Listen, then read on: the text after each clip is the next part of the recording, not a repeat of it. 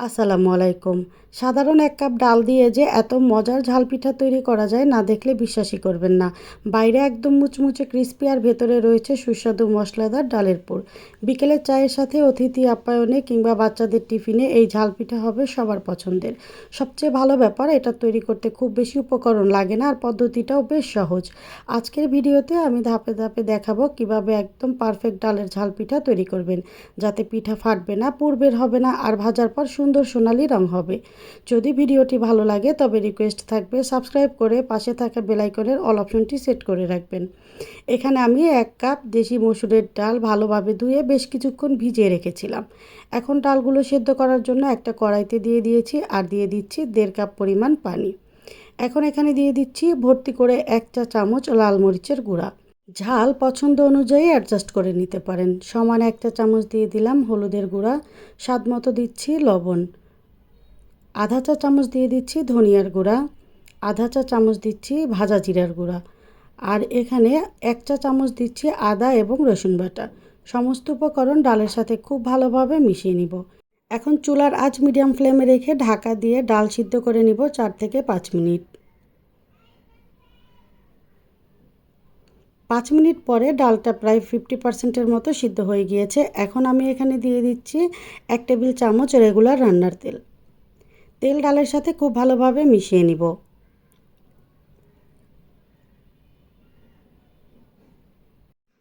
আবারও ঢাকা দিয়ে পুরোপুরি ডালটাকে সিদ্ধ করে নিব। ডাল সিদ্ধ হতে 10 থেকে 12 মিনিটের বেশি সময় লাগবে না। যেহেতু ডালটা আগে বেশ কিছুক্ষণ ভিজিয়ে রেখেছিলাম, ডালটা খুব তাড়াতাড়ি সিদ্ধ হয়ে যাবে। এখানে ডালটা খুব ভালোভাবে সিদ্ধ হয়ে গিয়েছে। এখন ডালে যে অতিরিক্ত পানি আছে এটা ঢাকনা ছাড়াই বেশ কিছুক্ষণ নেড়েচেড়ে নিলেই শুকিয়ে যাবে। ডালে কিন্তু পানি থাকা যাবে না, তাহলে পুরটা পাতলা হয়ে যাবে আর তখন এই পিঠাগুলো তৈরি করা ভালো হবে না। খুব সুন্দর একটা ফ্লেভারের জন্য এখানে আমি 2টা ধনিয়া পাতা কুচি করে দিয়ে দিচ্ছি।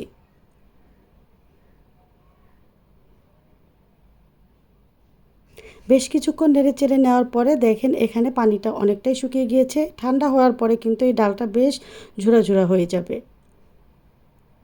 তো এখানে কিন্তু ডালটা ঠান্ডা করে নিয়েছি, আমার পুরটা একদম পারফেক্টলি রেডি হয়ে গিয়েছে। তো এখন পিঠাগুলো বানানোর জন্য আমি এখানে একটা ডো রেডি করে নিব। চুলায় একটা পাত্রে আমি 1 কাপ দিয়ে দিচ্ছি পানি, এরপরে দিয়ে দিচ্ছি স্বাদ মতো লবণ, তারপরে দিলাম 1 চা চামচ মরিচের গুঁড়া, 1 চা চামচের অল্প কম দিচ্ছি হলুদের গুঁড়া, হাফ চা চামচ দিচ্ছি ধনিয়ার গুঁড়া, আর দিচ্ছি 1 চা চামচ আদা এবং রসুন বাটা। সমস্ত উপকরণগুলো খুব ভালোভাবে মিশিয়ে নিব আর অপেক্ষা করব খুব ভালোভাবে বলক চলে আসা পর্যন্ত। যখন পানিতে এভাবে বলক চলে আসবে তারপরে আমি এখানে দিচ্ছি 1 কাপ রেগুলার আটা। আটা পানির সাথে খুব ভালোভাবে মিশিয়ে নিব। এখন চুলার আঁচটা লো টু মিডিয়ামের মাঝামাঝি রাখব। খুব ভালোভাবে মিশিয়ে নেওয়ার পরে ঢাকা দিয়ে লো আঁচে 2 মিনিটের মতো রেখে দিব, এতে ডোটা খুব সুন্দরভাবে সফট হয়ে যাবে। দেখতেই পাচ্ছেন এখানে ডোটা কেমন সুন্দর সিদ্ধ হয়েছে। এখন অল্প ঠান্ডা করে নিয়ে একটা বোলে ট্রান্সফার করে নিচ্ছি। অল্প গরম থাকতেই ডোটাকে খুব ভালোভাবে মেখে নিব, এতে ডোটা বেশ সফট হবে। আর ডো সফট হলে রুটি বানাতেও বেশ সহজ হবে, তখন কিন্তু পিঠাগুলো ফেটে যাবে না। তাই অল্প গরম থাকতেই ডোটাকে রেডি করে নিতে হবে। ডোটা রেডি হয়ে যাওয়ার পরে এটাকে 4টা ভাগে ভাগ করে নিচ্ছি। পিঠাগুলো বানানোর পূর্বে এই ভাগটাকে আমি আরও বেশ কিছুক্ষণ মেখে নিব, এতে রুটিটা একদম সফট হবে আর এই পিঠাগুলো বানানোর পরে একদমই ফেটে যাবে না। অল্প আটা ছিটিয়ে বেশ বড় সাইজের একটা রুটি বেলে নিব। এভাবে করে পিঠাগুলো বানালে একসাথে অনেকগুলো পিঠা বানানো যায়। আপনারা চাইলে ছোট ছোট করে রুটি বেলেও এগুলো করে নিতে পারেন, তবে এভাবে করলে ঝামেলাটা কম হয়। রুটিটা খুব বেশি পাতলাও হবে না, আবার অনেক বেশি মোটাও হবে না। আমরা রেগুলার যেভাবে রুটি বানিয়ে খাই সেরকম হবে আর কি। এখন আমি এখানে একটা জার নিয়েছি, জার দিয়ে ছোট ছোট ভাগ করে রুটিগুলোকে কেটে নেব। এই কাজটা আপনারা চাইলে স্টিলের ছোট বাটি বা গ্লাস বা কাচের গ্লাস দিয়েও করে নিতে পারেন, বা হাতের কাছে বড় কুকি কাটার থাকলে সেটা দিয়েও করে নিতে পারেন।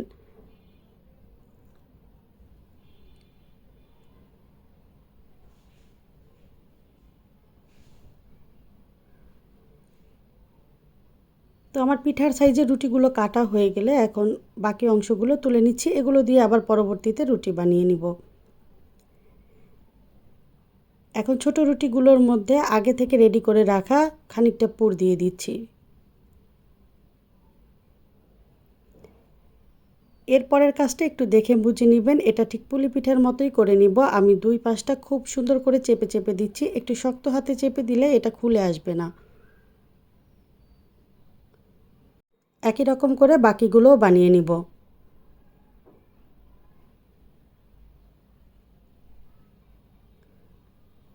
সবগুলো পিঠা বানিয়ে নেওয়ার পরে এখানে আমি একটা কাঁটা চামচ দিয়ে পিঠাগুলোতে একটু সুন্দর করে ডিজাইন করে দিব।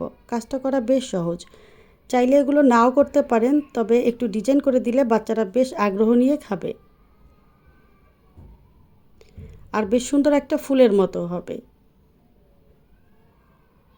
একই রকম করে সবগুলো পিঠাতে আমি সুন্দর করে ডিজাইন করে নিব। আর এভাবে ডিজাইন করলে কিন্তু মুখটা খুলেও আসবে না, পুরটাও বের হয়ে যাবে না।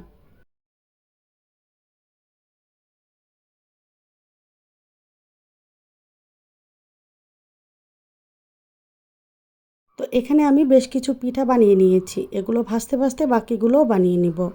তো চুলায় একটা কড়াইতে আমি পর্যাপ্ত সাদা তেল দিয়ে খুব ভালোভাবে গরম করে নিয়েছি।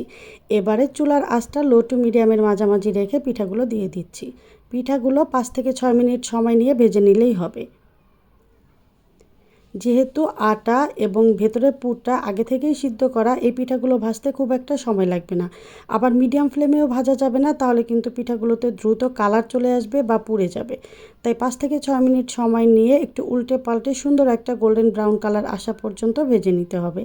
পিঠাগুলো ভাজার সময় দেখতে পাবেন এগুলো অনেকটা ফুলে গিয়েছে, আর বাইরেটা যখন একদম সুন্দর সোনালি একটা রং চলে আসবে তখন তেল ঝরিয়ে তুলে নিলেই হবে। খুবই সহজ আর ভীষণ মজার একটা নাস্তা বা পিঠা রেসিপি, চাইলে যে কেউ বাসাতে ট্রাই করতে পারেন, খুব বেশি উপকরণের প্রয়োজন হবে না। আশা করি আমার আজকের রেসিপিটি আপনাদের কাছে বেশ ভালো লেগেছে। যদি ভালো লাগে তবে অবশ্যই রিকোয়েস্ট করব লাইক, কমেন্ট এবং শেয়ার করে রাখার।